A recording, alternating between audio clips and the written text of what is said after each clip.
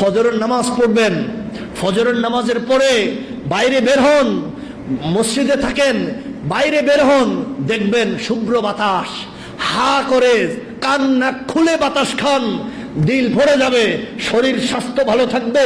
Walking করেন, ঘুরেন, শরীরে বাতাস লাগান। ওই সময়ে দরজা জানালা বন্ধ করে ফুল স্পিডে ফ্যান চালিয়ে ঘুমায় থাকেন, বরকত আসবে কোত্থেকে? আপনি তো বরকতের রাস্তা বন্ধ করে রাখছেন, আপনি তো রহমতের দরজা বন্ধ করে রাখছেন। আল্লাহ আমাদেরকে বুঝার তৌফিক দান করুন। আল্লাহর রহমত পাবেন, বরকত পাবেন।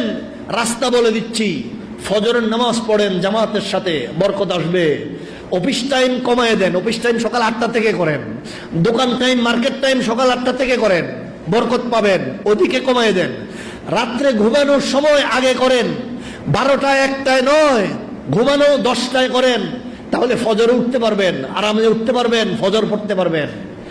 ঘরগুলাতে, মুসলমানদের ঘরগুলাতে কোরআন শরীফ তেলাওয়াত নাই, মেয়ে লোকরা কোরআন শরীফ তেলাওয়াত করতেছে না, ছেলে মেয়েরা কোরআন শরীফ পড়ে না। রাতের 1টা 2টা পর্যন্ত তো তারা মোবাইল ফেসবুক টিপতে টিপতেই অস্থির। সকাল 8টা 9টার আগে তো ঘুম থেকেই উঠে না। তেলাওয়াত করবে কোত্থেকে? তেলাওয়াত অনেকে তো জানেই না। আপনার ঘরগুলোতে আপনার স্ত্রী, আপনার মা, আপনার বোন যারা কোরআন তেলাওয়াত পারে তাদেরকে দিয়া তেলাওয়াত চালু করেন, ঘরে রহমত আসবে, বরকত আসবে।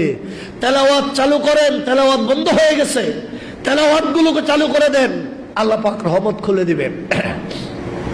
সম্মানিত হাজরিন, আর শেষে বলতেছি সবার কাছে, আমরা দোয়া করতে হবে বেশি বেশি করে আল্লাহর কাছে। বলেন কি করতে হবে? সবাই বলেন কি করতে হবে?